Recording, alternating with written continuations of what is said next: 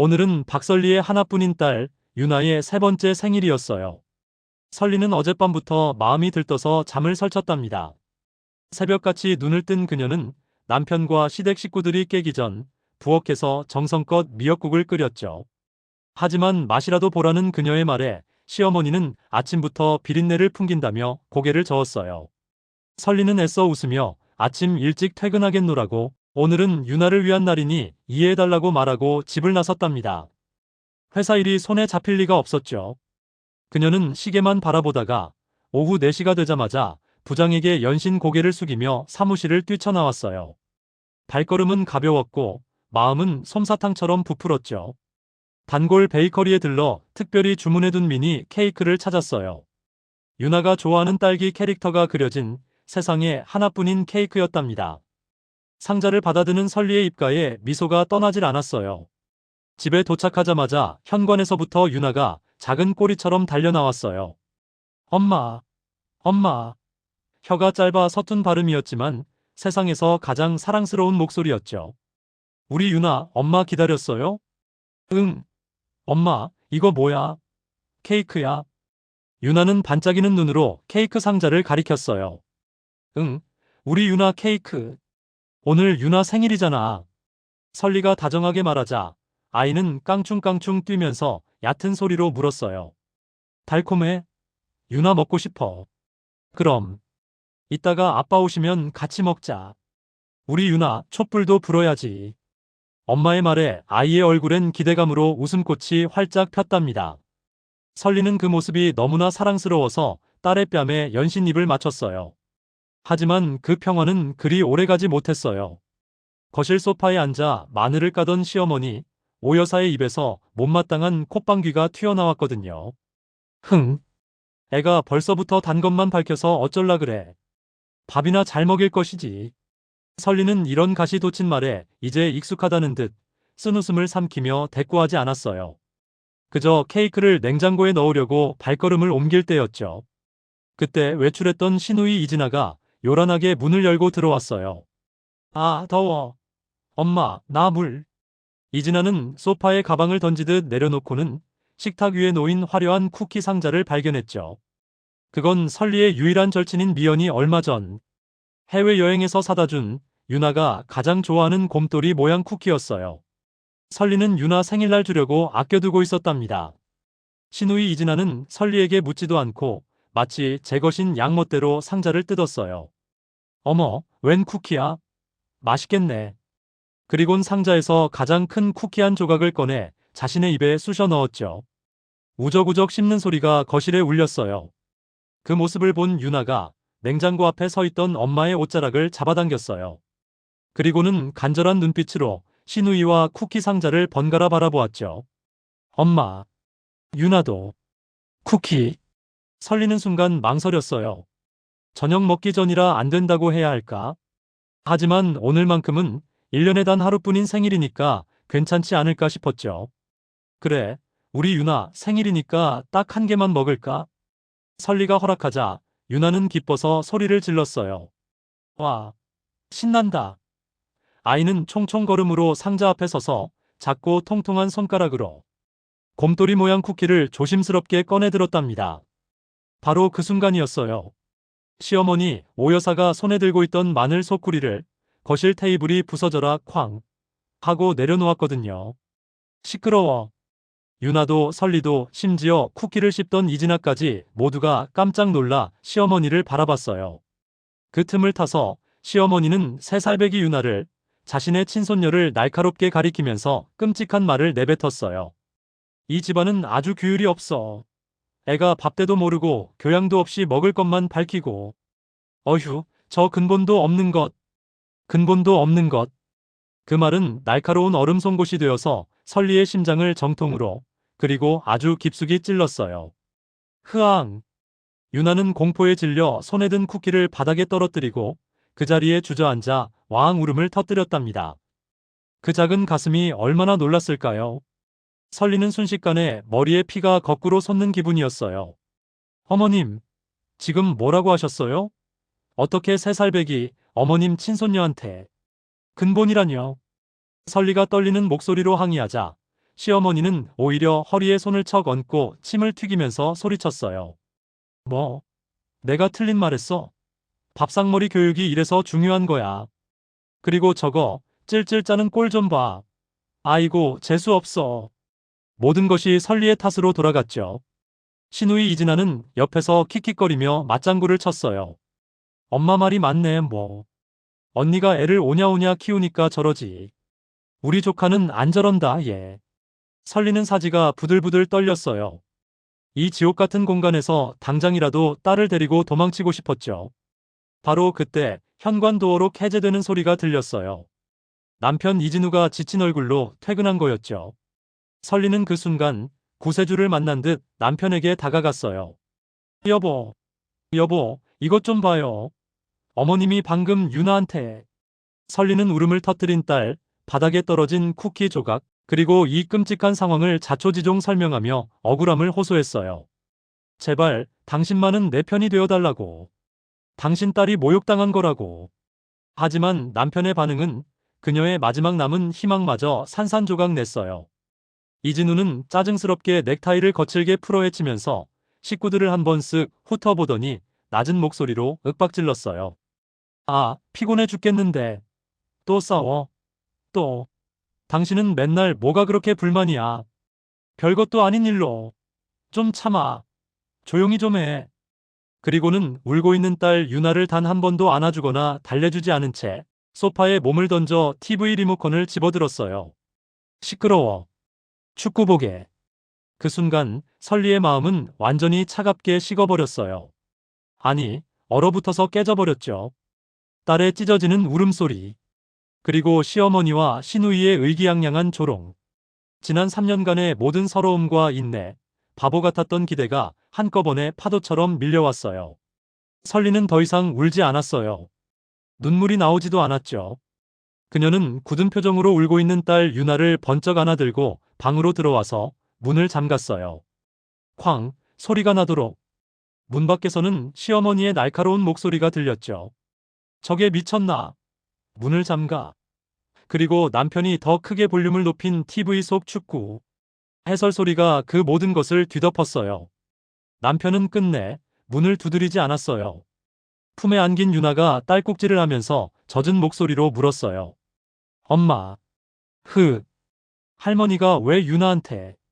근본이 없대. 근본이. 뭐야? 유나. 착한 아이 아니야?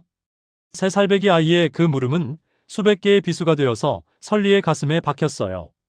설리는 애써 다정한 목소리를 끄집어내 딸을 달랬지만 아니야. 우리 유나는 세상에서 제일 착하고 예쁜 아이야. 할머니가 잘못하신 거야. 그녀의 마음속은 이미 지옥불처럼 들끓고 있었답니다. 내 딸 유나. 10달 동안 조심조심 품어서 16시간의 진통 끝에 목숨 걸고 낳은 내 보물이에요. 단지 여자아이라는 이유로 시어머니가 애지중지하는 시누이의 아들, 그 잘난 장손처럼 대접받지 못한다는 이유로 이런 끔찍한 모욕을 당해야 하는 걸까요? 설리의 생각은 3년 전 남편 이진우를 처음 만났을 때로 거슬러 올라갔어요. 그는 야망은 넘쳤지만 기반이 아주 약한 남자였죠.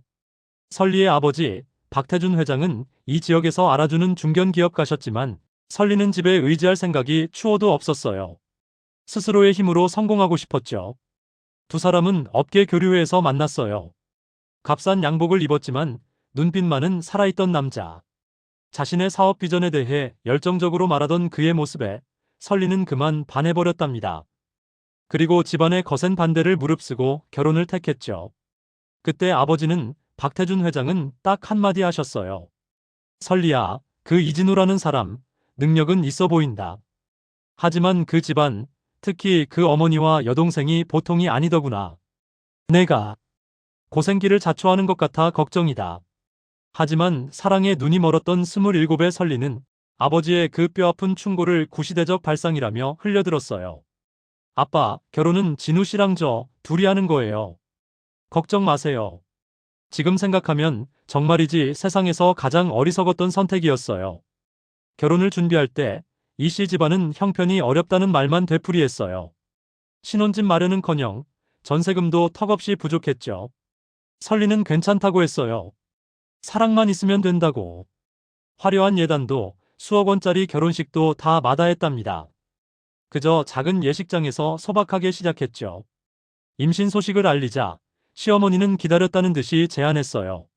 새아가 몸도 무거운데 어미가 돌봐줘야지. 마침 우리 집이 좁아도 방이 하나 비니 들어와서 살자. 내가 입덧 가라앉게 맛있는 것도 해주고 애도 받아주마.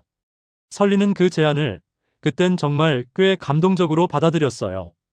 어머님이 날 정말 딸처럼 생각하시는구나.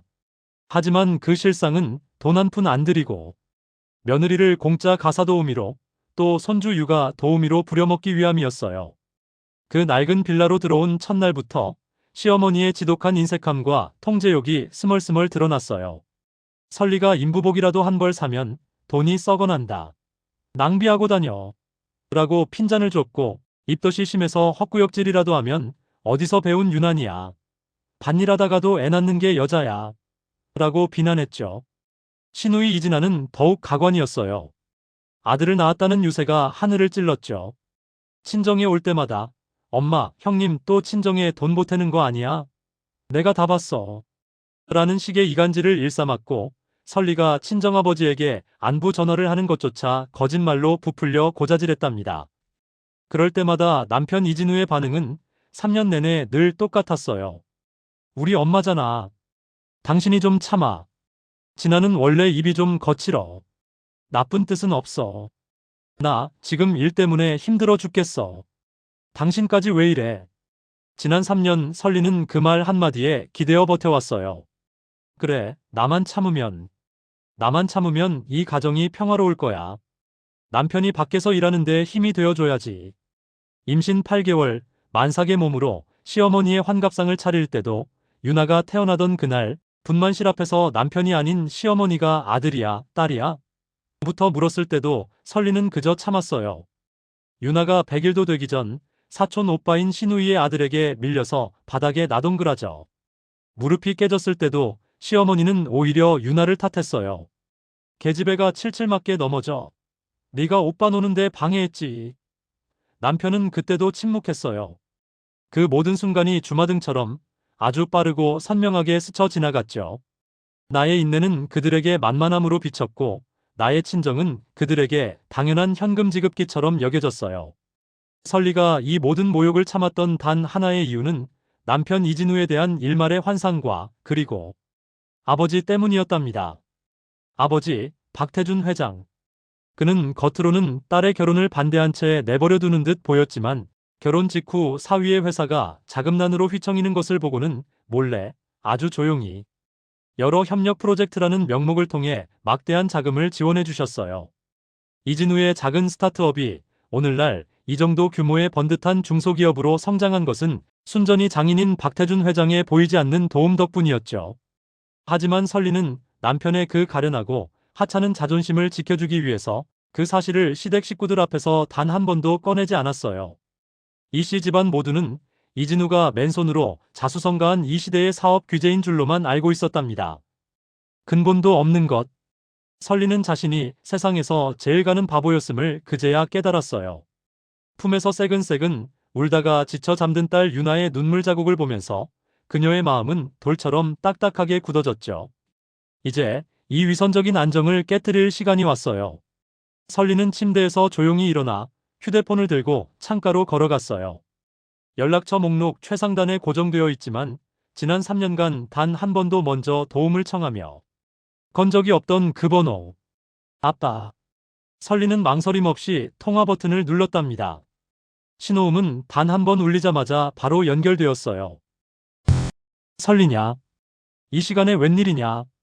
아버지의 걱정 어린 그러나 언제나처럼 강인한 목소리를 듣는 순간 지난 3년간 억지로 눌러왔던 모든 강인함이 모래성처럼 무너져 내렸어요. 아빠. 왜 그래? 무슨 일이야? 유나 아파. 설리는 터져나오는 울음을 간신히 참으면서 또렷하게 말했죠. 아빠. 저 좀 도와주세요.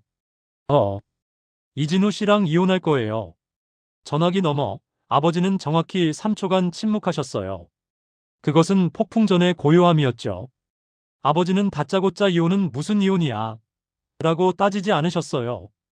그저 낮고 무거운 목소리로 물으셨답니다.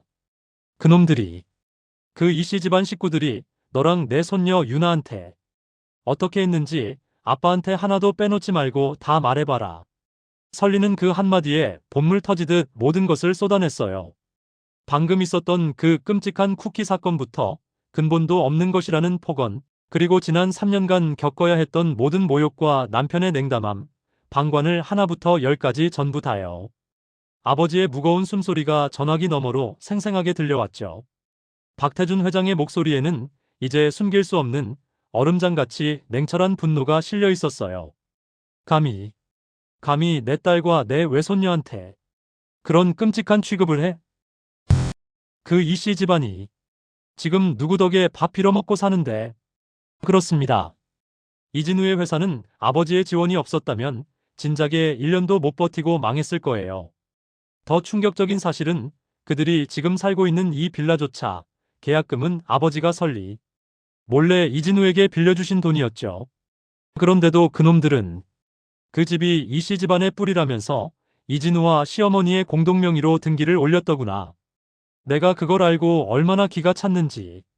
설리 모녀는 결국 남의 자선으로 얻은 집에서 주인 행세를 하는 하인들에게 멸시당하며 산 셈이었답니다. 아버지는 딸의 확고한 이혼 의사를 다시 한번 확인하고 즉시 움직이기 시작하셨어요. 설리야, 내일 아침 그룹의 수석 변호사인 김 변호사와 보안 책임자인 최 팀장을 보낼 거다. 그 사람들이 너와 유나를 안전하게 데려올 거야. 짐은 아무것도 챙기지 마라. 다 새로 사면 돼. 네, 아빠. 그리고 그 배은망덕한 놈 이진우를 향한 아빠의 계획을 설명해 주마. 설리는 아버지가 그렇게 무서운 분이라는 걸 처음 알았어요. 이진우가 얼마 전 회사 확장 자금이 필요하다면서 은행에서 15억 원을 대출받았지. 그때 내가 박태준 회장 이름으로 보증을 섰던 사실을 넌 모르고 있었을 게다. 설리는 정말 모르고 있었어요. 아빠는 당장 내일 아침 9시 정각에 은행 왕 부장에게 연락할 거다. 보증인인 나에게 중대한 위험 변동 이혼이 생겼음을 사유로 24시간 내에 대출금 15억 원 전액 조기 상환을 통보하도록 지시할 거야. 은행법상 아주 합법적인 절차지. 15억 원. 지금 당장 이진우가 그만한 현금을 가지고 있을 리가 없었죠. 동시에 우리 그룹 법무팀은 이진우 회사와의 모든 협력 프로젝트를 즉각 중단하고 미지급 대금과 계약 파기에 따른 위약금을 동시에 추심할 거다. 오늘 아침 9시 일부로 말이야. 이것은 이진우의 현금 흐름과 사업 기반을 동시에 끊어버리는 가장 치명적인 한 수였죠. 그의 회사는 순식간에 공중분해될 것이 분명했어요. 아, 그리고 그 빌라. 그 빌라 역시 아빠가 빌려준 계약금, 즉 자금 출처가 명확하니 김 변호사가 내일 아침 함께 가서 법적인 회수 절차를 밟을 거다. 아빠. 모든 것은 그들이 자초한 일이다. 설리야, 넌 더 이상 참지 마. 내가 하고 싶은 대로 해. 아빠가 다 책임질 테니.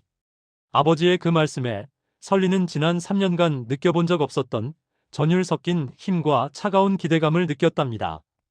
전화를 끊고 잠든 딸의 곁에 누운 그녀는 문 밖 거실에서 여전히 축구 경기에 열광하며 TV를 즐기고 있을 이씨 가족들에게 곧 닥칠 재앙을 조용히 기다렸어요. 밤은 아주 길었지만 설리는 단 한순간도 잠들지 않았죠. 창밖으로 보이는 달빛이 유난히 시리도록 밝았어요. 유나는 엄마 품에서 새근새근 세상 모르고 잠들어 있었어요. 이렇게 순수하고 맑은 영혼이 단지 곰돌이 쿠키 한 조각을 먹었다는 이유로 그런 끔찍한 모욕을 당해야 했을까요? 설리의 눈에서 뜨거운 눈물이 다시금 흘러내렸지만 그것은 더 이상 슬픔의 눈물이 아니었어요. 지독한 분노와 차가운 결의의 눈물이었죠. 밤이 깊어갈수록 설리의 결심은 화강암처럼 더욱 단단해졌어요. 지난 3년간 참았던 모든 굴욕의 순간들이 떠올랐죠. 임신했을 때 시어머니가 점쟁이 말만 듣고 딸을 낳을 것 같다면서 노골적으로 낙담했던 그 얼굴. 유나가 태어났을 때 축하는커녕 실망한 표정으로 혀를 차며 돌아섰던 시댁 식구들. 100일잔치 때 시누이의 아들, 그 잘난 장손에게만 금반지를 끼워주며 칭찬하고 유나는 거들떠보지도 않았던 그날의 비참함. 출산 후 몸조리는커녕 설리는 제대로 쉬지도 못했어요. 시어머니는 며느리가 누워서 빈둥거린다면서 3-7일도 지나지 않은 산모에게 집안일을 시켰고 남편은 회사 일이 바쁘다는 핑계로 단 한 번도 도와주지 않았죠. 친정어머니가 일찍 돌아가셔서 친정의 도움도 받을 수 없었던 설리는 그 모든 것을 정말 혼자서 이 악물고 감당해야 했어요. 이젠 끝이었어요. 다음 날 아침 7시 30분. 어젯밤의 광란은 까맣게 잊은 듯 거실에서는 시어머니가 아침 드라마를 보며 웃는 소리가 들려왔어요. 그때 이진우의 휴대폰이 날카로운 벨소리를 울리면서 이 집의 거짓된 평온을 깼어요. 아침잠이 많던 이진우는 욕설을 중얼거리며 전화를 받았죠. 아, 뭐야, 주말 아침부터. 예, 왕 부장님? 은행 왕 부장의 전화였죠. 이 대표님, 큰일 났습니다. 지금 당장 대출금 15억 원을 상환하셔야겠습니다. 그것도 오늘 당장요. 이진우의 목소리는 믿을 수 없다는 듯 잠이 덜 깬 목소리에서 순식간에 경악으로 높아졌어요. 네, 부장님, 그게 무슨 말씀이세요? 오늘 당장 15억이라니요. 그는 의자에서 벌떡 일어섰어요. 그가 채 상황을 파악하기도 전에 휴대폰이 다시 울렸죠. 이번엔 그의 회사, 최대 협력사. 아니, 사실상의 자금줄이었던 아버지의 회사, 태산그룹의 법무팀장이었어요. 이진우 대표님, 태산그룹입니다. 금일부로 귀사와의 모든 협력 프로젝트를 중단하며 계약 파기에 따른 위약금 7억 8천만 원을 즉각 추심함을 공식 통보합니다. 뚝. 이진우는 그대로 소파에 주저앉아서 머리를 감싸쥐고 절망했어요. 말도 안 돼. 말도 안 돼.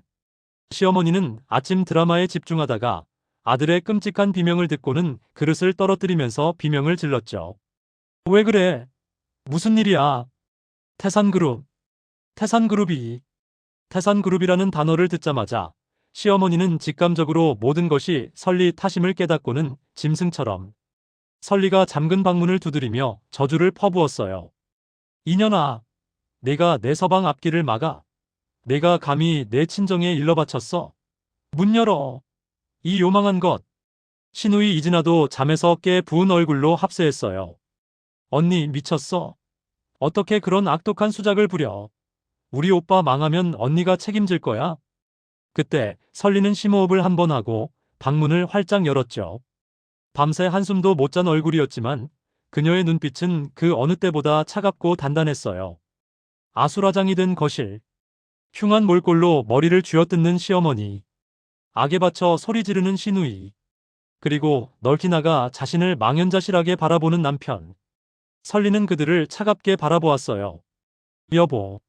아니, 이진우 씨. 양심이 있으면 손을 얹고 말해봐요. 3년 전 우리 아빠 박태준 회장님의 지원이 없었다면 지금의 당신이, 이 회사가, 이 빌라가 있을 수 있었어요? 이진우는 그제야 장인이 모든 것을 알고 지원했음을, 그리고 지금 이 모든 사태가 장인의 분노에서 시작되었음을 깨닫고 얼굴이 하얗게 질렸어요. 그는 설리에게 달려와 애원하는 대신 분노에 차서 소리쳤죠. 너, 내가 어떻게 나한테 이럴 수 있어? 어떻게 그렇게 악독할 수가 있냐고. 설리는 기가 차서 웃음이 나왔어요. 악독해요? 내가? 내 딸이, 당신 딸이. 새 살배기 아이가 근본 없는 것이라는 욕을 먹을 때 TV 소리나 높이던 당신보다 사실을 말한 내가 더 악독하다고요? 뭐? 근본.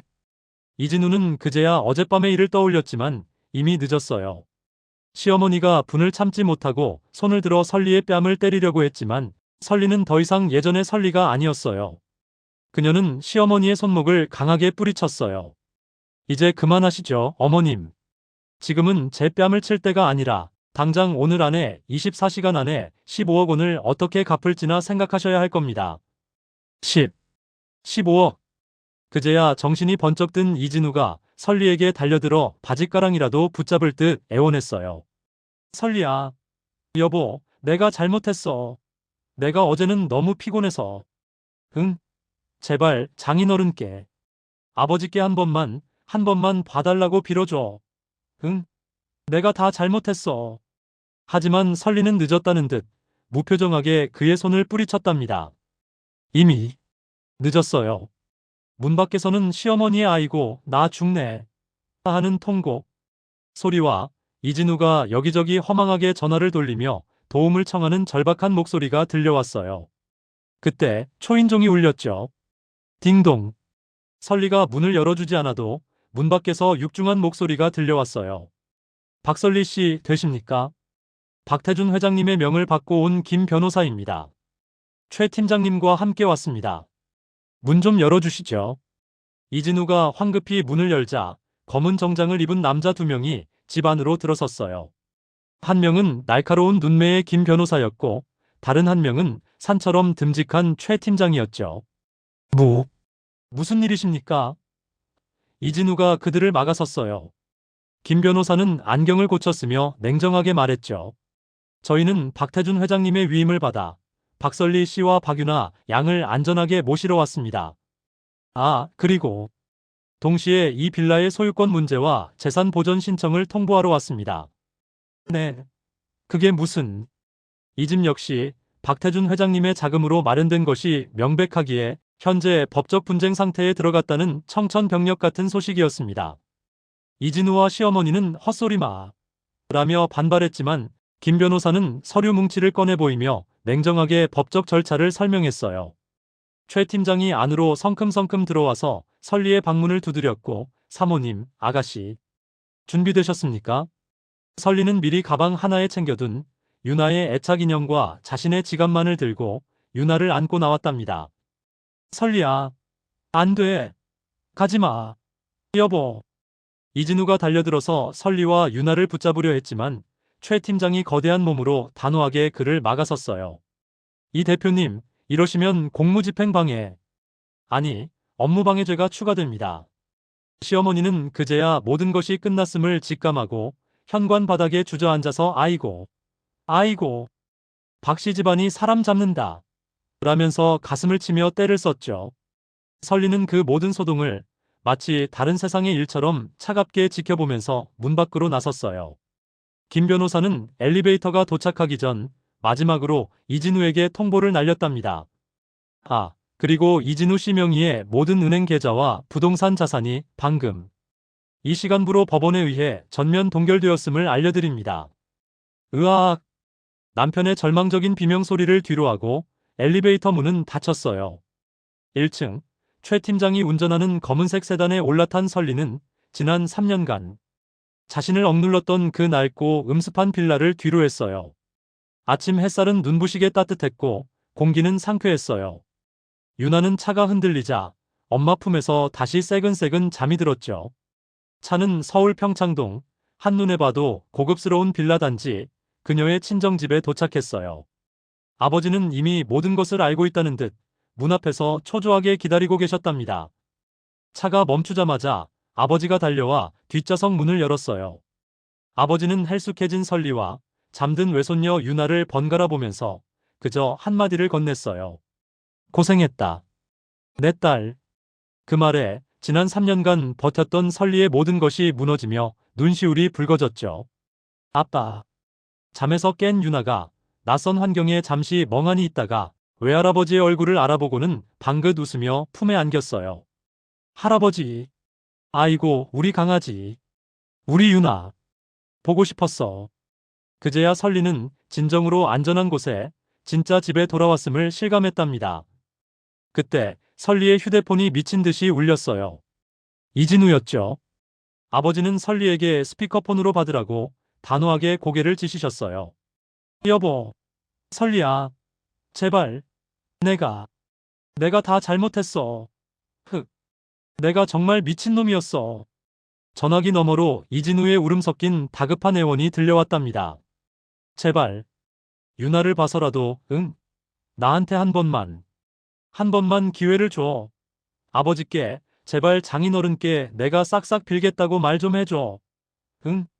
여보. 그가 결국 자신의 잘못을 뉘우치는 것이 아니라 망해버린 사업을 살려달라고 비는 것을 듣자 설리 마음속에 남아있던 마지막 일말의 연민마저 재가 되어 사라졌죠. 그때 아버지가 설리의 휴대폰을 빼앗아 들고 직접 수화기에 대고 포효했어요. 이놈, 내 놈이 감히 내 외손녀를 근본 없는 것이라고 욕먹게 만들었을 때 넌 대체 뭘 하고 있었느냐 말이다. 자, 장인어른, 그게 아니라. 늦었어. 이놈아, 넌 끝이야. 박태준 회장의 그 서늘한 목소리에 이진우는 전화기 너머로 절망적인 비명을 질렀어요. 아버지는 통화 종료 버튼을 눌렀고 세상은 다시 조용해졌죠. 설리는 넓은 친정집 거실 소파에 앉아서 집사가 내어준 따뜻한 차를 마셨어요. 유나는 언제 울었냐는 듯 외할아버지와 함께 넓은 정원에서 강아지와 뛰어놀고 있었죠. 아이의 맑은 웃음소리가 집 안가득 퍼졌어요. 이것이 진짜 가족의 모습이구나. 설리는 생각했답니다. 아버지가 정원에서 돌아와 설리의 어깨에 손을 올렸어요. 설리야, 이제 아무것도 걱정하지 마라. 앞으로는 이 아버지가 너와 유나, 모든 것을 책임지겠다.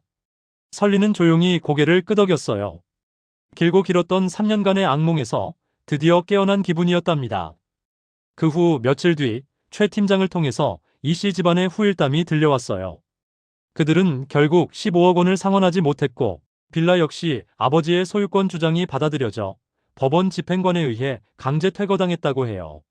짐을 싸는 과정에서 시어머니와 시누이가 서로 내 탓이다, 엄마 때문이다라며 머리채를 잡고 싸우는 볼썽사나운 장면을 연출했답니다.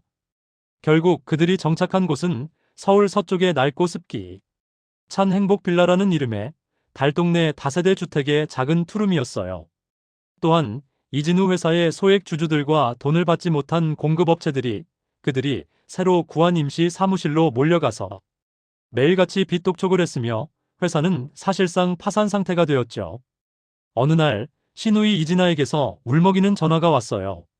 발신자 표시 제한으로 걸었더군요. 언니. 설리 언니. 나 진아야. 언니 제발. 제발 우리 오빠 좀 살려줘. 우리 조카 유나를 봐서라도. 설리는 그녀가 또다시 유나를 들먹이자 차갑게 전화를 끊고 그 번호를 차단했어요. 그들의 발악은 거기서 끝나지 않았답니다. 비가 추적추적 내리던 어느 저녁 이진우가 노숙자 같은 헬쑥한 행색으로 평창동 빌라 문 앞까지 찾아와서 소란을 피웠어요. 그는 굳게 닫힌 철문을 두드리면서 설리야. 유나야. 내가 잘못했어. 제발 돌아와줘. 라고 애원했지만 그가 원하는 것은 설리와 유나가 아니라 결국 아버지의 돈이라는 것을 설리는 잘 알았죠. 설리는 인터폰으로 냉정하게 경비를 불렀고 그는 경비원들에게 질질 끌려나갔어요. 며칠 뒤에는 시어머니와 시누이가 아예 작정하고 단지 입구에 나타났답니다. 시어머니는 구경꾼들이 보는 앞에서 차가운 시멘트 바닥에 무릎을 꿇고 머리를 조아리면서 설리야. 이 어미가 잘못했다. 제발. 우리 아들 좀 살려다오. 라며 용서를 비는 그들 나름의 고육지계를 펼쳤어요. 하지만 그들의 그 값싼 연극에 설리는 조금도 동요하지 않았죠. 마침 외출했다 돌아오시던 아버지가 그 광경을 목격했어요. 박태준 회장은 차에서 내리더니 두 모녀에게 다가가 서늘한 경고를 날렸답니다. 여기서 1분, 아니 10초 더 소란을 피우면 당신 아들 이진우를 당장 신용불량자 명단에 올려서 앞으로 10년, 아니 1년 더 머물게 하겠소. 당장 꺼지시죠. 그 말에 시어머니의 통곡은 즉시 멈췄고 두 사람은 경비원들에게 끌려서 택시에 태워져서 쫓겨났답니다. 설리는 2층 창가에 서서 그 모든 광경을 지켜봤어요. 마음 한구석이 조금 아리기는 했지만 후회는 없었죠.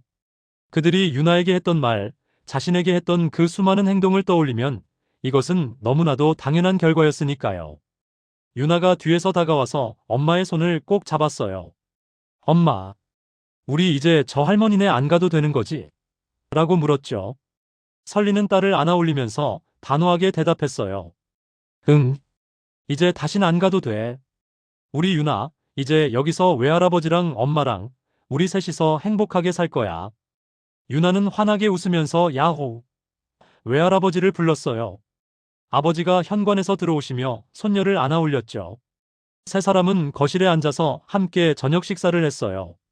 따뜻한 밤 냄새와 유나의 맑은 웃음소리가 가득한 그런 저녁이었답니다. 그들의 마지막 발악이 끝난 며칠 뒤 김 변호사가 아주 충격적인 자료를 가지고 아버지를 찾아왔어요. 설리도 함께 그 자료를 보게 되었죠. 아버지가 지난 3년간 이진우의 회사에 협력, 지원이라는 명목으로 지원한 누적 금액이 무려 200억 원을 초과한다는 공식 은행 거래 내역이었어요.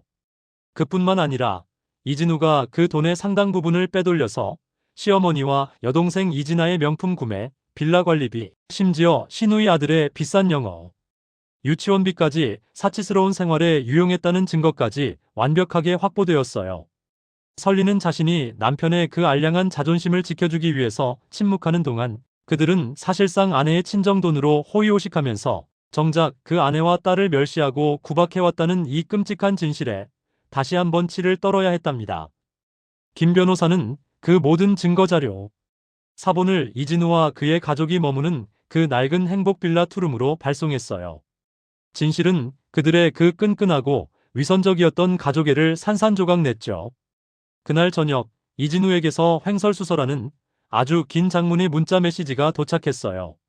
그는 200억 원이라는 진실에 엄청난 충격을 받았지만 뉘우침이나 반성 대신 왜 진작 말하지 않았어? 당신이 나를 기만했어. 나를 모욕했다고. 라면서 마지막까지 설리를 원망하고 있었답니다. 그는 정말 구제불능이었어요. 그들은 그 좁고 낡은 투룸에서 매일 서로의 탓을 하면서 비난하고 원망하는 그들만의 지옥도를 그렸죠. 최 팀장의 보고에 따르면 시어머니와 이진아는 내가 잘못해서 이 꼴이 났다 라며 이진우를 몰아세우고 이진우는 다 엄마랑 진아 때문이야. 아니, 다 박설리 그년 때문이야. 라면서 가족들을 원망했어요. 그들이 사는 투룸은 너무 좁아서 세 사람이 함께 지내기에 버거웠어요. 밤마다 고성을 지르고 물건을 부수며 싸우는 소리가 들린다고 이웃 주민들의 민원이 빗발쳤죠. 한때 잘나가던 사업가와 그의 가족은 이제 그 달동네의 골칫거리가 되었답니다. 설리는 그 소식을 들으면서도 마음이 조금도 흔들리지 않았어요. 그들은 스스로 자초한 결과를 겪고 있을 뿐이었죠. 내 딸 유나가 겪었던 그 깊은 상처, 자신이 받았던 그 수많은 모욕을 생각하면 이것은 어쩌면 너무나도 가벼운 처벌이었어요. 모든 것이 끝났어요. 이혼 합의서에 서명하는 날 법률사무소에 나타난 이진우는 영혼이 빠져나간 껍데기 같았어요. 그는 마지막까지 그래도 우리가 3년을 살았는데 정을 생각해서 라며 정에 호소하려고 했지만 설리는 그 정은 이미 그들 스스로가 칼로 끊어버렸다고 냉정하게 응수했죠. 이진우는 모든 것을 포기한 채 떨리는 손으로 합의서에 서명했어요. 양육권, 재산 분할. 그는 아무것도 가질 수 없었어요. 지난 3년간의 지옥 같았던 악몽에 드디어 마침표를 찍는 순간이었답니다. 설리는 무거운 쇠사슬을 벗어던진 듯한 해방감을 느꼈어요.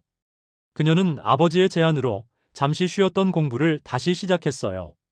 국내 최고의 경영대학원 MBA 연수 과정을 밟으면서 새로운 미래를 계획하기 시작했죠. 유나도 집 근처의 가장 좋은 유치원에 입학해서 밝은 웃음을 되찾았어요. 어느 날 오후 설리는 유치원에서 돌아온 유나와 함께 예전 그 베이커리에 들렀어요. 그리고 유나가 가장 좋아하는 곰돌이 쿠키를 구웠답니다. 아니, 샀답니다. 엄마, 곰돌이 쿠키다. 유나는 쿠키를 한 입 가득 베어 물고 달콤함에 어쩔 줄 모르며 행복하게 웃었어요. 설리는 그런 딸의 작은 뺨에 입을 맞췄어요. 엄마, 이 쿠키 정말 정말 맛있어요. 유나가 말했죠. 설리는 딸을 안아올리면서 미소로 대답했어요. 맞아, 우리 유나가 제일 좋아하는 쿠키야. 이제 먹고 싶을 때 언제든지 먹을 수 있어. 아무도 뭐라고 안 해. 아버지가 서재에서 나와서 그 다정한 두 모녀를 바라봤어요. 그의 얼굴에는 세상 모든 것을 가진 듯한 만족스러운 미소가 떠올랐죠. 설리야, 다음 주부터 회사 이사회에 참관해보는 게 어떻겠니? 아버지가 물었어요. 설리는 깜짝 놀라서 아버지를 쳐다봤어요. 아버지는 진지한 표정으로 말을 이었답니다. 너는 충분히 능력이 있어. 그동안 썩혀둔 게 아깝지. 이제 내 인생을 내가 직접 멋지게 꾸려나갈 때야. 네, 아빠. 감사합니다. 설리는 고개를 끄덕였어요. 마음속 깊은 곳에서 잊고 지냈던 뜨거운 열정이 다시 타오르기 시작했죠.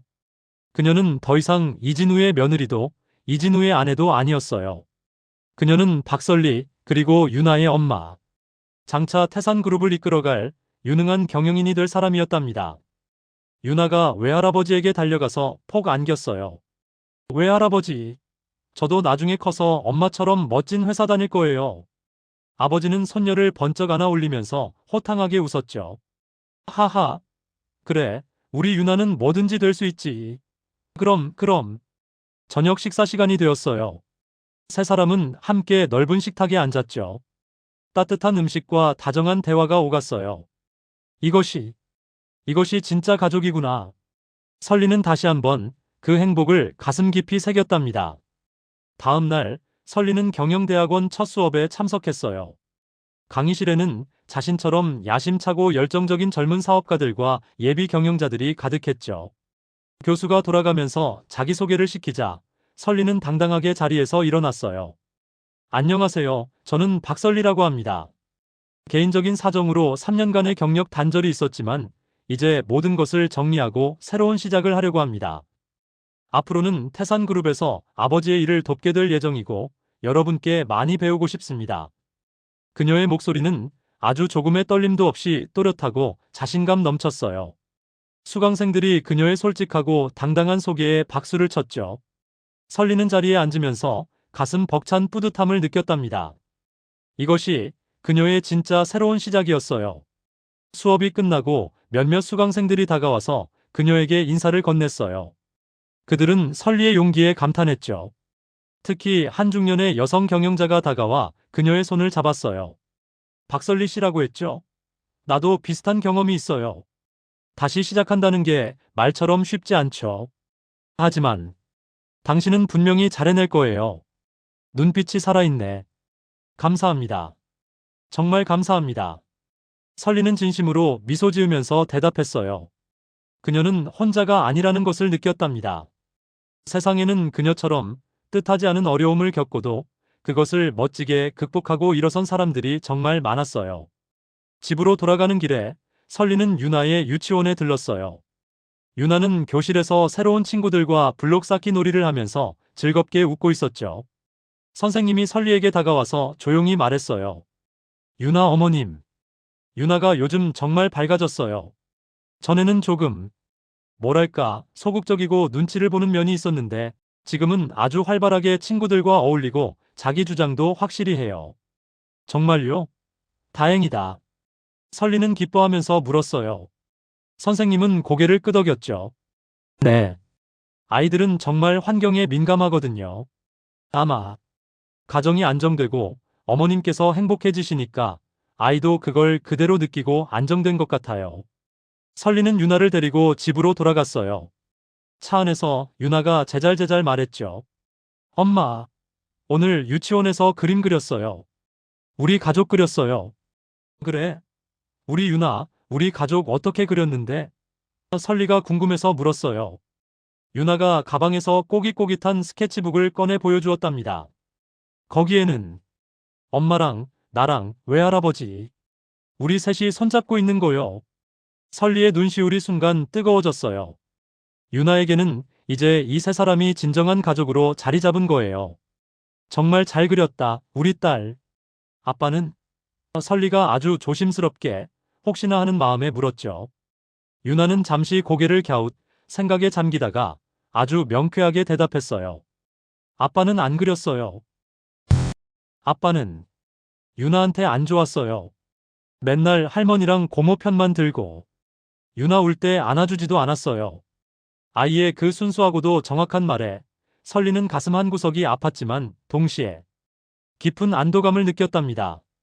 몇 주가 순식간에 지났어요.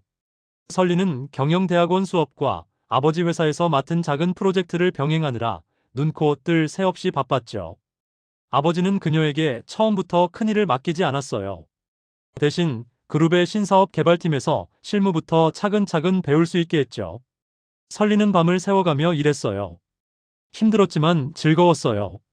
자신이 살아있음을 느꼈죠. 어느 날 회사 1층 로비에서 설리는 이진우의 옛 동료이자 한때 친하게 지냈던 박 과장을 우연히 만났어요. 아마 태산그룹에 볼 일이 있어 왔던 모양이에요. 그는 설리를 알아보고는 아주 어색하고 곤란한 표정으로 다가와 인사를 건넸죠. 설리 씨. 아니, 박설리 씨. 오랜만이에요. 어떻게? 잘 지내세요? 네, 잘 지내요. 박 과장님도요? 설리는 짧고 사무적으로 대답했어요. 그는 머리를 극적이면서 아주 머뭇거리다가 본론을 꺼냈답니다. 어, 그게 이진우 대표, 아니, 이진우 씨가 요즘 정말 말이 아니게 힘들다고 들었어요.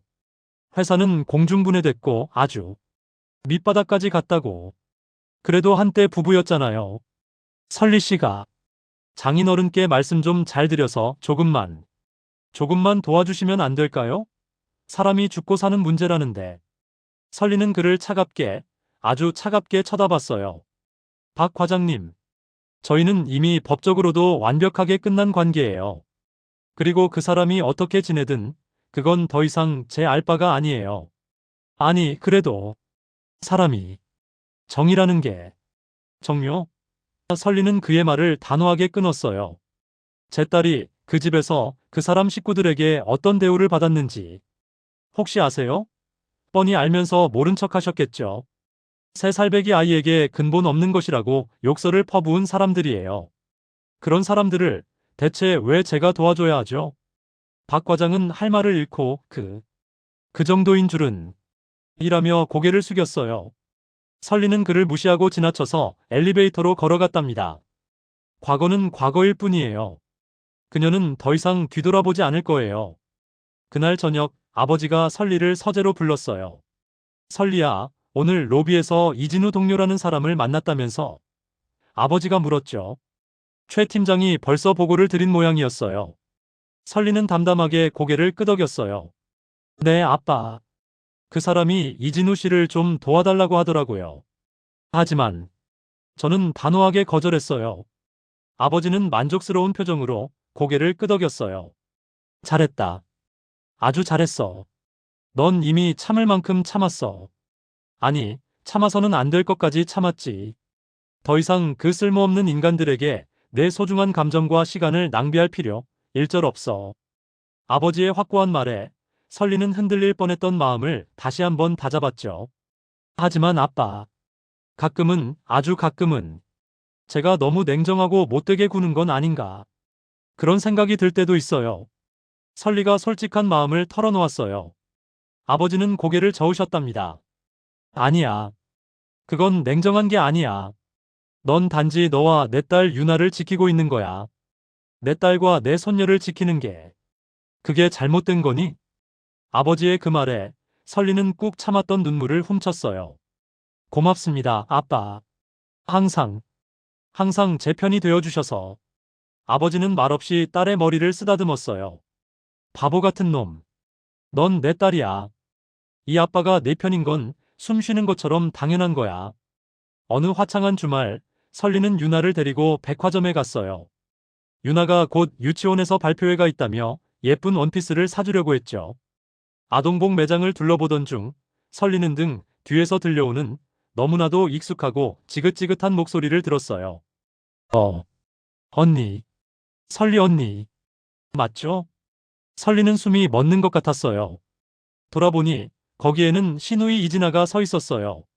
그녀는 예전에 그 화려하고 거만했던 모습은 온데간데 없이 초라한 옷차림에 화장기 없는 수척하고 어두운 얼굴이었죠. 설리는 반사적으로 유나를 자신의 뒤로 숨겼어요. 무슨 일이에요? 여긴 어쩐 일로? 설리가 차갑게 물었답니다. 이진아는 금방이라도 울음을 터뜨릴 듯한 얼굴로 두 손을 비비며 말했죠. 언니, 제발, 제발 우리 한 번만 도와주세요. 우리 오빠, 이진우 오빠가 정말 폐인이 됐어요. 매일 술만 마시고 엄마도 충격으로 쓰러져서 병원에 입원하셨어요. 제발, 회장님께 언니가 말씀 좀 해주세요. 네, 우리 다신 안 그럴게요. 정말 잘못했어요. 설리는 아무런 표정 없이 무표정하게 그녀를 쳐다봤어요. 3년 전, 아니, 불과 몇 달 전 유나 생일날. 근본 없는 것이라고 했을 때 생각나세요? 그때 당신 분명히 우리 엄마 말이 맞다면서 옆에서 웃고 있었잖아요. 이진아는 그 말에 고개를 푹 숙였어요. 미안해요. 언니. 정말, 정말 미안해요. 내가 그때 미쳤었나 봐. 제발. 내가 다 잘못했어요. 그녀의 목소리는 절박하고 간절했죠. 하지만 설리의 마음은 단 1mm도 흔들리지 않았어요. 미안하다는 그 말 한마디로 모든 게 그 3년의 지옥이 전부 해결되면 얼마나 좋을까요? 하지만 세상은 그렇게 만만하게 돌아가지 않아요. 언니, 제발. 이진아가 다시 애원하며 설리의 팔을 잡으려 했지만 설리는 유나의 손을 잡고 단호하게 돌아섰어요. 다시는 우리 앞에 나타나지 마세요. 그게 이진아 씨가 지금 할 수 있는 최선의 사과예요. 설리는 유나를 데리고 그 매장을 망설임 없이 빠져나왔어요. 유나가 엄마의 굳은 얼굴을 올려다보며 물었죠. 엄마, 저 아줌마. 누구예요? 왜 울어요? 설리는 엘리베이터 버튼을 누르며 대답했답니다. 그냥 옛날에 알던 사람이야. 이제 다시는 볼 일 없어. 신경 쓰지 마. 우리 딸. 유나는 고개를 끄덕였어요. 두 사람은 다른 층의 매장으로 갔죠. 설리는 유나에게 세상에서 가장 예쁜 분홍색 레이스 원피스를 골라주었어요. 유나는 환하게 웃으면서 새 옷을 입고 거울 앞에서 빙글빙글 돌았답니다. 집으로 돌아가는 차 안에서 설리는 잠시 창밖을 바라봤어요. 오늘의 그 끔찍한 만남이 마음에 무겁게 걸렸지만 그녀는 자신의 선택이 옳다고 100번 1000번 옳다고 믿었죠. 그들은 스스로 선택한 그 지옥길을 그저 묵묵히 걷고 있을 뿐이었어요. 시간이 강물처럼 흘러서 설리는 회사에서 점점 더 중요한 역할을 맡게 되었어요. 그녀의 날카로운 분석력과 추진력은 아버지를 닮았다는 평을 들었죠. 아버지는 그녀의 능력을 공식적으로 인정했고 깐깐하기로 소문난 임원진들도 이제 그녀를 회장님 딸이 아닌 박설리 실장으로 존중하기 시작했어요.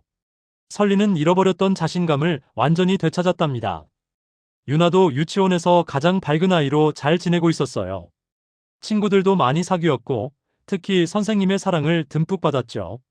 어느 날 유나가 집에 돌아와서 현관에서부터 종알거렸어요.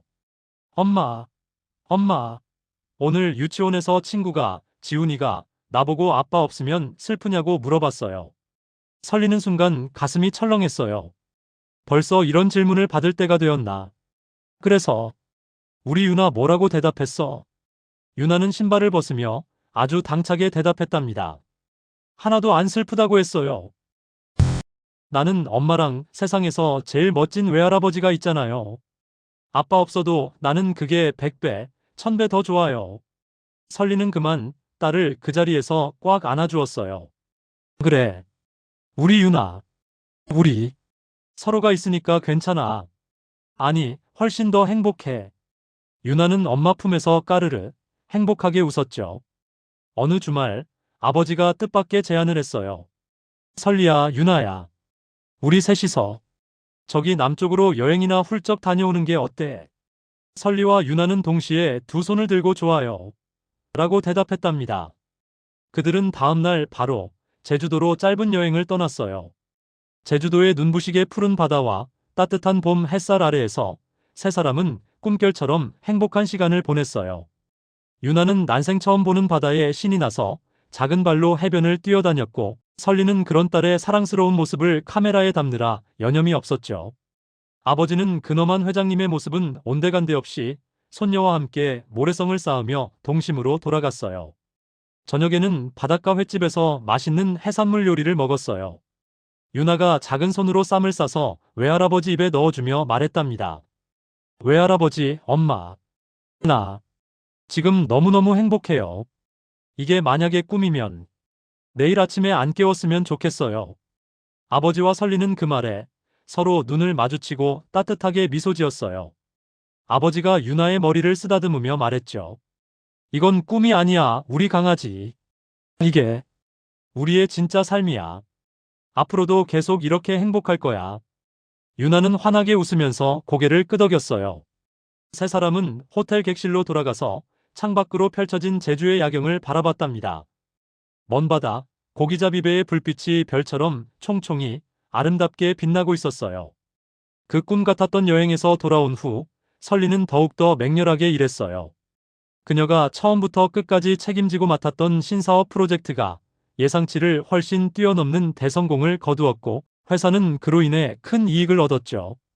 아버지는 임원회의에서 입이 귀에 걸리도록 딸을 자랑스러워했어요.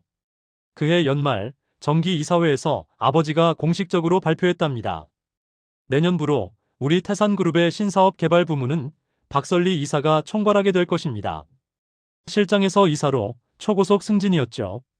하지만 임원들 중 누구도 이의를 제기하지 않았어요. 그녀의 실력을 모두가 인정했기 때문이죠. 설리는 당당하게 일어나서 임원들에게 깊이 고개를 숙여 인사했어요. 최선을 다하겠습니다. 회장님의 뜻을 받들어 태산그룹의 미래를 이끌겠습니다.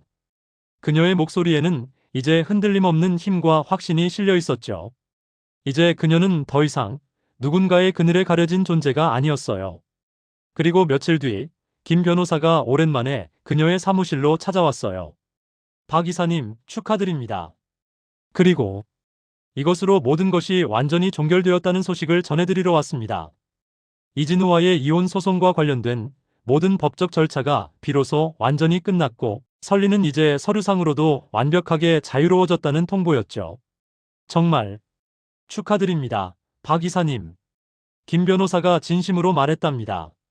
설리는 활짝 웃으며 고개를 끄덕였어요. 감사합니다, 변호사님. 그동안 정말 고생 많으셨어요. 다 변호사님 덕분이에요. 김 변호사는 자리에서 일어나려다 무언가 생각난 듯 서류 봉투 하나를 더 꺼냈어요. 아주 낡고 얇은 봉투였죠. 아, 이건 이진우 씨가 법원을 통해서 박 이사님께 보낸 마지막 편지입니다. 아마 반성문 같기도 하고요. 읽어보시겠습니까? 설리는 그 봉투를 잠시 바라봤어요. 그리고는 아주 잠시 망설이다가 고개를 저었어요. 아니요. 읽지 않겠습니다. 과거는 이미 다 끝났으니까요. 더 이상 궁금하지도 않아요. 김 변호사는 현명한 결정이십니다라며 이해한다는 표정으로 고개를 끄덕이고는 그 편지를 다시 가방에 넣었답니다. 그날 저녁 설리는 유나와 함께 아버지의 서재에 갔어요. 아버지가 안경을 닦으며 물었죠. 오늘 이진우 그놈의 마지막 편지를 받았다면서. 읽어봤니? 아니요, 아빠. 읽지 않았어요. 읽을 필요가 없다고 생각했어요. 설리가 담담하게 대답했어요. 아버지는 아주 만족스럽게 웃었답니다. 그래. 잘 결정했다. 이미 엎질러진 물, 이미 썩어버린 음식은 다시 쳐다볼 필요도 없는 법이야. 앞만 보고 가는 거야, 내 딸. 아버지의 말에 설리는 고개를 끄덕였어요. 유나가 두 사람을 번갈아 보면서 동그란 눈으로 물었죠. 엄마, 외할아버지, 무슨 얘기예요? 하, 아무것도 아니야, 유나야. 그냥 우리 엄마가 세상에서 정말 제일 대단하고 멋지다는 그런 얘기야. 아버지가 손녀를 번쩍 안아 올리면서 말했어요. 유나는 뭐가 그리 좋은지 까르르 웃음을 터뜨렸답니다. 그렇게 또 1년이 훌쩍 지났어요. 설리는 회사에서 없어서는 안 될 그야말로 핵심 인재가 되었죠. 그녀가 추진한 신사업들은 모두 연달아 성공했고 태산그룹의 주가도 덩달아 고공행진을 했어요. 유나는 어느새 훌쩍 자라 씩씩한 초등학교 1학년이 되었어요. 입학식 날 설리와 아버지가 유나의 양손을 잡고 함께 참석했죠. 유나는 조금은 커 보이는 새 교복을 입고 입이 귀에 걸리도록 환하게 웃었어요. 엄마, 외할아버지, 저기서 우리 사진 찍어요. 세 사람은 입학을 축하합니다라는 현수막 앞에서 나란히 서서 사진을 찍었어요. 세상에서 가장 행복한 미소가 가득한 그런 사진이었죠. 설리는 이 순간을 평생 잊지 못할 거라고 생각했답니다. 집으로 돌아가는 길에 유나가 뒷좌석 카시트에 앉아서 제잘거렸어요. 엄마, 오늘 담임 선생님이 부모님 직업이 뭔지 물어보셨어요. 그래서 우리 엄마는 엄청 큰 회사 이사님이라고 자랑했어요. 애들이 다 우와 그랬어요. 설리는 룸미러로 보이는 딸의 자랑스러운 얼굴을 보며 딸의 머리를 쓰다듬었어요. 그래, 우리 유나가 엄마를 그렇게 자랑스러워해줘서 엄마가 더 고마워. 유나는 뭐가 부끄러운지 엄마의 손을 꼭 잡았답니다. 어느 날 저녁 설리는 오랜만에 대학 동창회에 참석했어요. 10년 만에 만난 친구들이 몰라보게 세련되고 당당해진 그녀에게 놀라며 물었죠. 설리야, 너 정말 어떻게 지낸 거야? 예전보다 훨씬 더 멋있어졌다. 너 정말 달라 보여. 설리는 와인 잔을 들고 밝게 웃으면서 대답했어요. 응, 나 요즘 정말 행복해. 아마 내 인생에서 지금이 가장 행복한 시기를 보내고 있는 것 같아. 친구들은 그녀의 그 진심 어린 행복에 진심으로 축하를 건넸답니다. 그때 한 친구가 아주 조심스럽게 물었어요. 저기, 설리야, 혹시 이진우, 그 사람은 어떻게 됐는지 소식 들었어? 설리는 아주 잠시 와인 잔을 바라보다가 이내 담담하게 고개를 저었죠. 아니, 잘 모르겠어. 그리고 솔직히 알고 싶지도 않아. 그건 나한테는 이미 아주 오래전에 완전히 끝난 일이야. 친구들은 고개를 끄덕였어요. 그들은 설리가 과거의 아픔에서 진정으로 벗어났다는 것을 그녀의 그 평온한 눈빛을 보고 알 수 있었답니다. 그러던 어느 날이었어요. 최 팀장이 아주 심각한 표정으로 설리의 이사실 문을 두드렸어요. 박 이사님, 잠시 시간 좀 내주실 수 있으십니까? 그의 표정이 평소와는 달리 너무나 심각했죠. 설리는 고개를 끄덕이고 회의실로 자리를 옮겼어요. 최 팀장이 어렵게 입을 열었답니다. 박 이사님, 이진우 씨가 어제 새벽에 교통사고를 당했다고 합니다. 음주 트럭에 치였다고 하는데 현재 대학병원 중환자실에 입원 중이고 상태가 아주 심각하다고 하네요. 의식도 없고요. 설리는 잠시 아무 말도 잊지 못했어요. 너무나 예상치 못한 소식이었죠. 최 팀장이 조심스럽게 계속 말했어요. 그의 어머니가 어떻게 알았는지 회장님 비서실을 통해서 계속 연락을 취하려고 했습니다만 저희가 일단 다 차단했습니다. 하지만 그래도 이사님께는 알려드려야 할 것 같아서 보고드립니다. 알겠어요. 최 팀장님, 알려주셔서 감사합니다. 설리가 어렵게 대답했어요. 최 팀장은 자리에서 일어나기 전 마지막으로 조심스럽게 물었죠. 혹시 병문안이나 가보실 생각은 없으신가요? 설리는 아주 잠시 천장을 바라보다가 이내 고개를 단호하게 저었어요. 아니요, 없습니다. 저는 이미 그 사람과 법적으로 그리고 감정적으로도 아무런 관계도 없는 사람이에요. 그 사람이 어떻게 되든 그건 더 이상 제 알 바가 아니에요. 최 팀장은 알겠습니다라는 굳은 표정으로 고개를 끄덕이고 방을 나갔어요. 회의실에 혼자 남은 설리는 통유리 창밖으로 바쁘게 움직이는 도시를 바라봤답니다.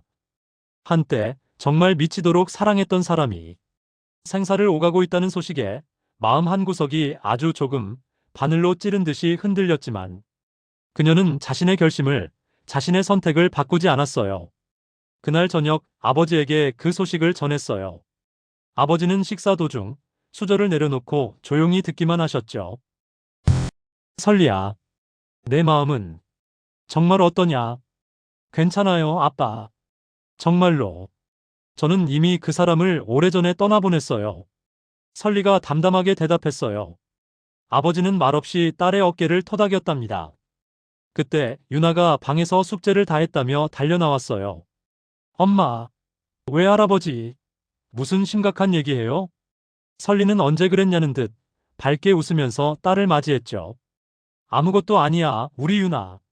숙제 다 했어? 아이고, 기특해라. 우리 이제 저녁 먹고 후식으로 아이스크림 먹을까? 와, 진짜요? 신난다. 세 사람은 다시 식탁에 둘러앉았어요. 따뜻하고 평범한 저녁 식사 시간이었죠. 설리는 자신의 선택이 옳았다는 것을 다시 한번 가슴 깊이 확인했답니다. 하지만 그 일은 그렇게 끝나지 않았어요. 며칠 후 그토록 완강하게 막았던 시어머니가 기어이 회사 1층 로비까지 나타났어요. 경비원들이 면회 신청이 안 되어 있습니다. 라며 막았지만 그녀는 바닥에 주저앉아 고성을 질렀죠. 박설리, 이 독한 년, 너 나와. 네가 어떻게? 네가 사람이면 이럴 수 없어. 우리 아들 좀 살려줘. 제발. 소식을 들은 설리는 망설이다가 결국 로비로 내려갔어요. 몇 년 만에 마주한 시어머니는 완전히 다른 사람처럼 늙고 망가져 있었죠. 머리는 새하얗게 새었고 얼굴은 검버섯과 깊은 주름으로 가득했어요. 그녀는 설리를 보자마자 경비원들을 뿌리치고 달려와 그 차가운 대리석 바닥에 무릎을 꿇었답니다. 설리야. 아니, 박 이사. 제발, 제발 이 어미가 이렇게 빌게. 한 번만, 한 번만 용서해줘. 우리 진우가, 우리 아들이 정말 죽어가고 있어. 의사가 마음의 준비를 하래. 시어머니는 바닥에 머리를 찌우며 눈물 콧물로 애원했어요. 마지막으로, 마지막으로 한 번만 우리 아들 얼굴 좀 봐주면 안 될까? 내가 와야 우리 진우가 눈을 감을 텐데. 제발. 하지만 설리는 그 처절한 모습을 차가운 눈으로 내려다보며 대답했어요. 어머님, 일어나세요. 그렇게 무릎 꿇고 비신다고 해결될 문제가 아니에요. 저는 이미 그 사람과 3년 전에 끝났어요. 그래도 유나 생각해서라도 시어머니가 마지막 지푸라기라도 잡듯 유나를 들먹였지만 설리는 그 말을 단호하게 끊었죠. 어머님, 그 입으로 유나를 말하지 마세요. 제 딸을, 3살배기 아이를 근본 없는 것이라고 모욕했던 분이 대체 무슨 자격으로 지금 제 딸아이의 이름을 들먹이세요? 시어머니는 그 말에 더 이상 아무 말도 하지 못했어요. 설리는 싸늘하게 말을 이었답니다. 어머님, 어머님은 제게 지난 3년 동안 어떻게 하셨죠? 제 딸에게는 또 어떻게 하셨어요? 그 모든 기억이 저는 어제 일처럼 생생하게 다 있어요. 미안해. 내가 정말 다 잘못했어. 이 늙은이가 죽을 죄를 졌어. 미안해. 시어머니는 미안하다는 말만 기계처럼 반복하며 울었지만 설리의 마음은 얼음장처럼 차가웠어요. 어머님의 그 사과를 저는 받아들일 수가 없어요. 그리고 이진우 씨의 마지막 일에 제가 관여할 이유도 의무도 조금도 없어요. 이제 그만 돌아가세요. 이것이 어머님께 베푸는 제 마지막 자비입니다. 설리는 차갑게 돌아서서 임원 전용 엘리베이터로 향했어요. 뒤에서 시어머니의 짐승 같은 울음소리가 설리야. 이 악독한 년아. 라는 저주 섞인 절규가 들려왔지만 그녀는 단 한 번도 뒤돌아보지 않고 멈추지 않았답니다. 그것이 그녀의 정말 마지막 선택이었어요. 그렇게 또 2년이라는 시간이 더 지났어요. 이진우는 결국 그의 겨울을 넘기지 못하고 중환자실에서 조용히 세상을 떠났다는 소식이 아주 멀리 돌아서 들려왔죠. 설리는 그 소식을 담담하게 받아들였어요. 물론 장례식에는 가지 않았답니다. 유나는 이제 밝고 건강한 초등학교 3학년이 되었어요. 키도 훌쩍 컸고 얼굴에는 엄마의 예쁜 모습이 그대로 드러났죠. 성적도 항상 우수했고 친구들 사이에서도 인기가 많았어요.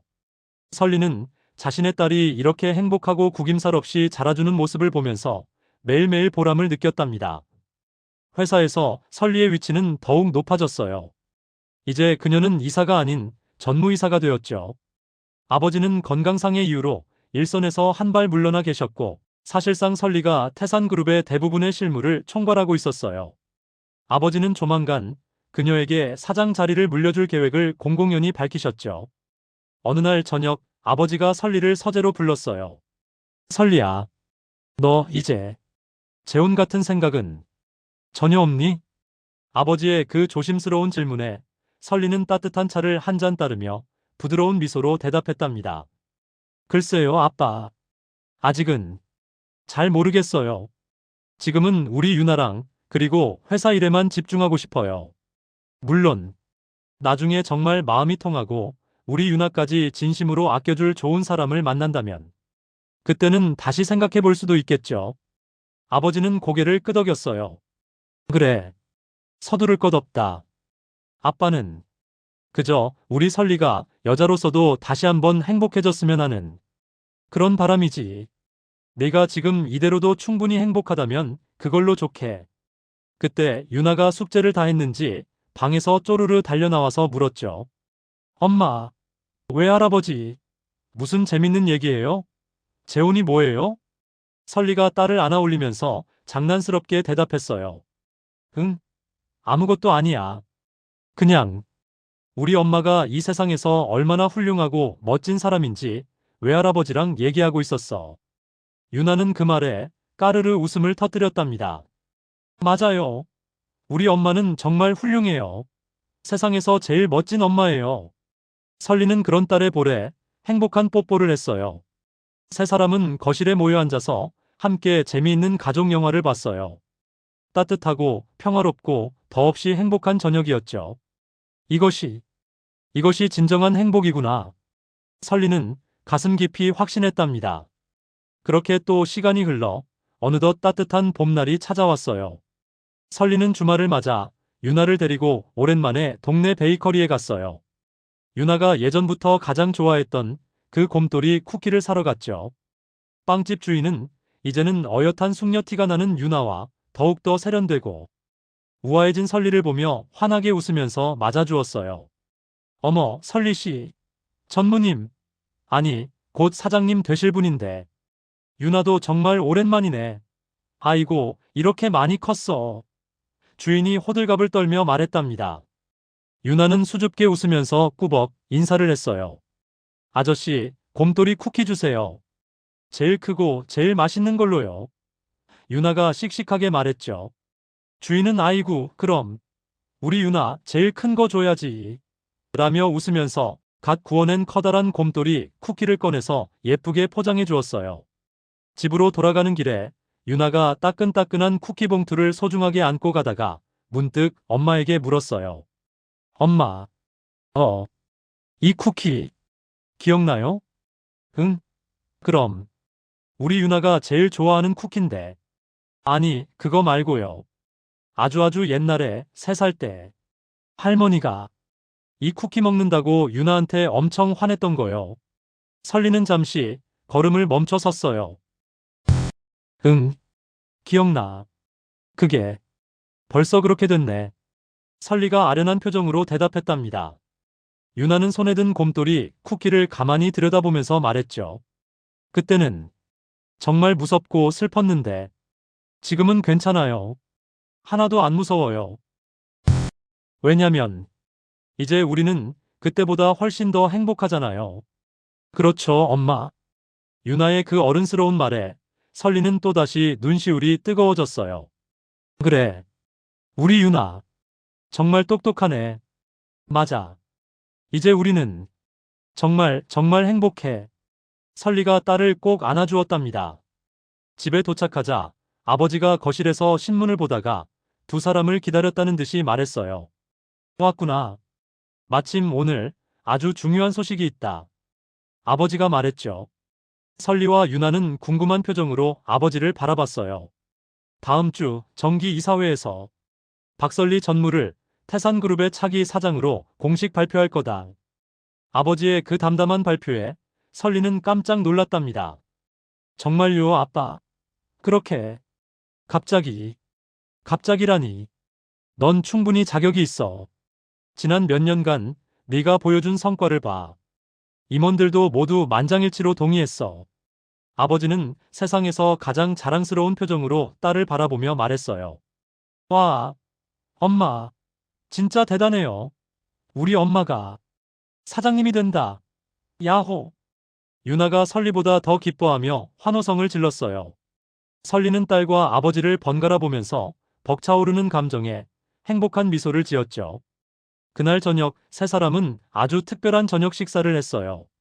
아버지가 특별히 아껴두었던 고급 와인을 꺼내 샴페인을 터뜨렸고 식탁에는 유나가 좋아하는 음식들이 가득했답니다. 자, 건배하자. 우리 설리의 태산그룹의 새로운 출발을 위해서. 아버지가 잔을 높이 들었어요. 설리도 맑은 소리가 나는 와인 잔을 들었죠. 유나는 사과 주스 잔을 들고 까르르 웃었답니다. 건배. 세 사람이 동시에 외쳤어요.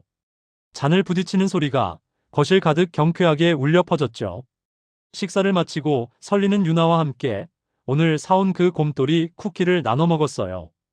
유나는 쿠키를 한 입 크게 베어 물면서 눈을 감고 말했답니다. 엄마, 이 쿠키 정말 세상에서 제일 달콤해요. 그래, 정말 달콤하네. 설리가 대답했어요. 그녀는 딸의 그 행복한 얼굴을 가만히 바라보면서 생각했죠.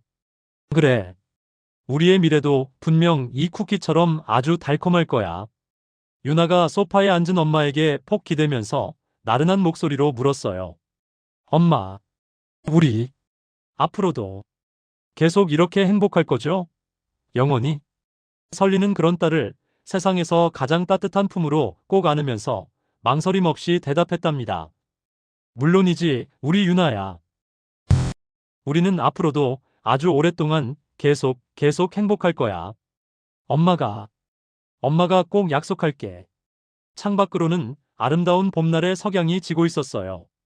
붉은 노을이 온 하늘을 따뜻하게 물들이고 있었죠. 어둠이 오는 것이 아니라 내일에 더 밝은 해가 뜰 것을 알리는 더없이 아름다운 저녁이었답니다. 설리는 창밖을 바라보면서 조용히 생각했어요. 지난 몇 년간의 지독했던 고통, 그리고 그것을 이겨내고 일어선 자신의 용기. 그 모든 것이 어쩌면 지금 이 순간의 행복을 위한 아주 길고 아팠던 성장통이었을지도 모른다고. 아버지가 그 사랑스러운 두 모녀를 더없이 뿌듯한 미소로 바라보고 있었어요. 딸이 그 지옥에서 스스로 걸어나와 이렇게 멋지게 다시 일어선 것, 그리고 하나뿐인 손녀가 저렇게 밝고 행복하게 자라주는 것, 이보다 더 큰 기쁨과 보람은 세상에 또 없을 거였답니다. 유나가 졸린 눈으로 하품을 했어요. 엄마, 졸려. 설리는 딸을 안아 올려서 포근한 침실로 갔죠. 유나를 침대에 눕히고 부드러운 이불을 덮어주었어요. 엄마, 사랑해요. 잘 자요. 유나가 잠에 빠져들면서 작은 목소리로 속삭였답니다. 나도 사랑해, 우리 유나. 좋은 꿈 꿔. 설리가 딸의 이마에 세상에서 가장 다정한 키스를 했어요. 방을 나온 설리는 아버지와 함께 거실에 앉았어요. 아버지가 조용히 말했죠. 설리야, 정말 자랑스럽다. 넌 훌륭하게 이겨냈어. 아빠가 곁에 계셔서 가능했어요. 정말 감사합니다, 아빠. 설리가 진심을 담아 말했답니다. 아버지는 그런 딸의 손을 따뜻하게 잡아주었어요. 아니야. 이건 온전히 내 힘이야. 내가 용기를 냈고, 네가 결단했고, 내가 이겨낸 거야. 나는 그저 네가 넘어지지 않게 옆에서 조금 지켜봤을 뿐이야. 두 사람은 말없이 따뜻한 차를 마시면서 창밖을 바라봤어요. 밤하늘에는 셀 수 없이 많은 별이 다이아몬드처럼 반짝이고 있었죠. 더없이 평화롭고 아름다운 밤이었답니다. 설리는 생각했어요. 그래, 이제 정말 새로운 시작이야. 지긋지긋했던 과거는 완전히 끝났어. 앞으로는 오직 행복한 일들만, 웃을 일들만 있을 거야. 다음 날 아침, 설리는 그 어느 때보다 일찍 일어나서 유나를 깨웠어요.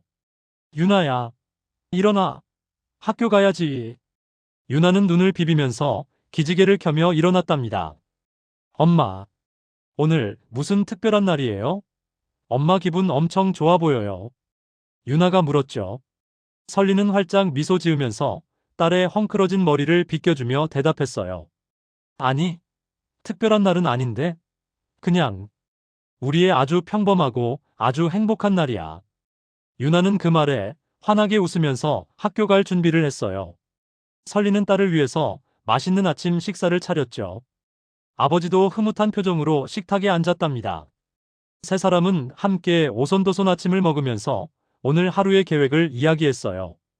유나는 오늘 학교에서 있을 체육대회 달리기 연습 이야기를 신나게 했고, 설리는 오늘 회사에서 있을 중요한 이사회 일정에 대해 이야기했죠. 아버지는 그 모든 것을 세상에서 가장 인자한 미소로 조용히 듣고 계셨어요. 아침 식사를 마치고 설리는 유나를 학교에 데려다 주었어요. 교문 앞에서 유나가 엄마에게 씩씩하게 손을 흔들며 말했답니다. 엄마, 오늘도 좋은 하루 보내세요. 사장님, 너도 학교 생활 잘하고. 이따 봐, 우리 딸.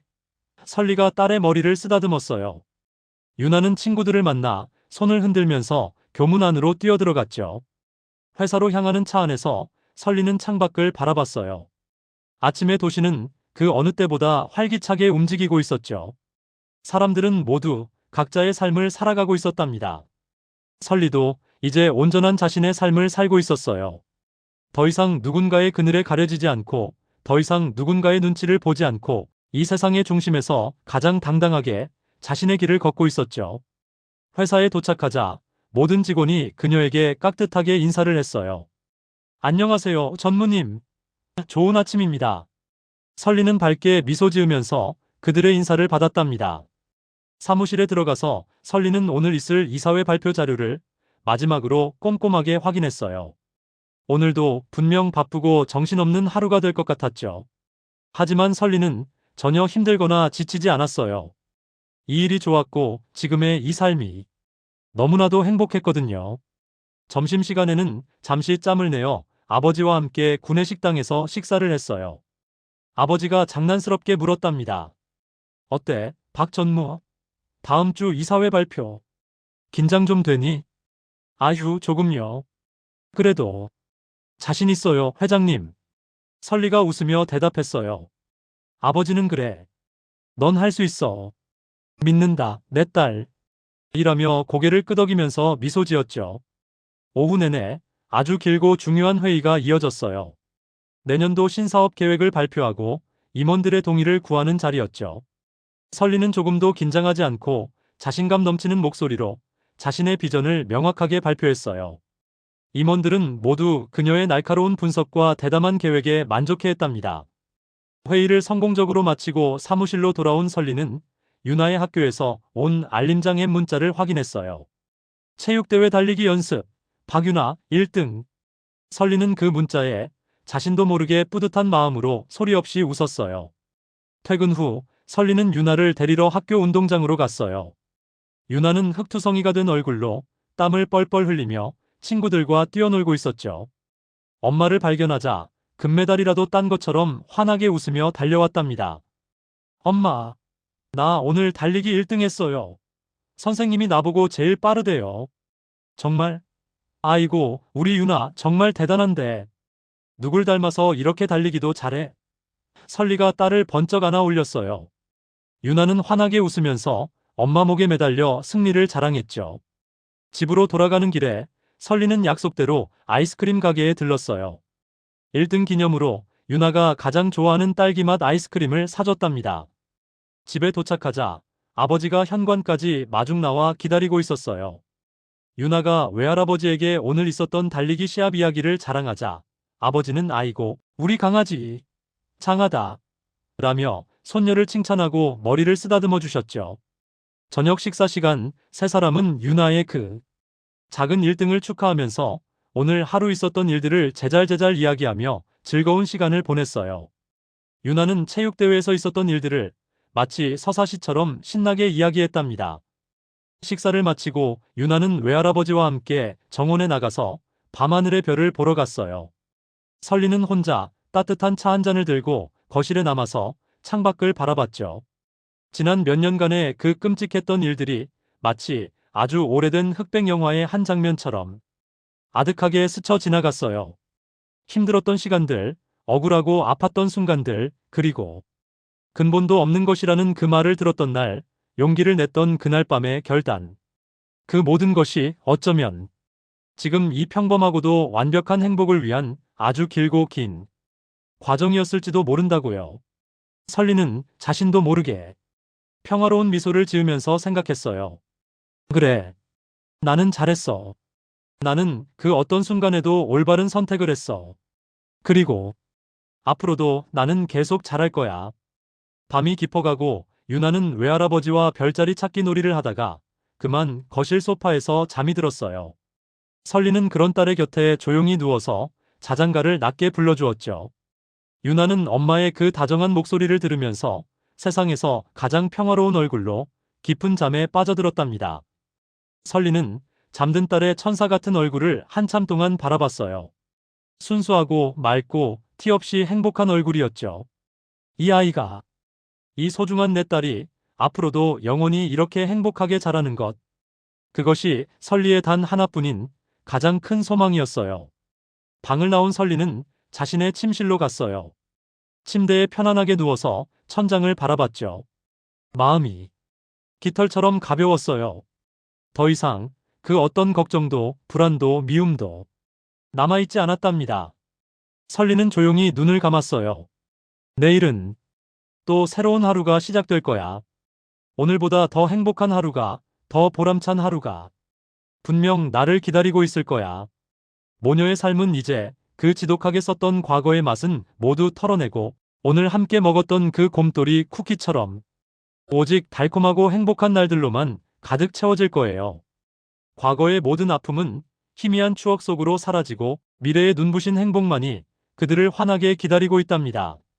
설리는 세상에서 가장 평화로운 미소를 지으면서 스르르 잠에 빠져들었어요. 꿈속에서 그녀는 어린 유나와 함께 끝없이 펼쳐진 푸른 꽃밭을 두 손을 꼭 잡고 뛰어다니고 있었죠.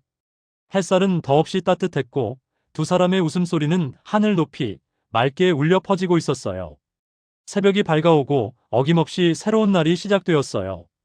설리의 빛나는 새로운 인생, 유나의 행복 가득한 미래, 그리고 그 두 사람을 든든하게 지켜주는 아버지의 변함없는 사랑.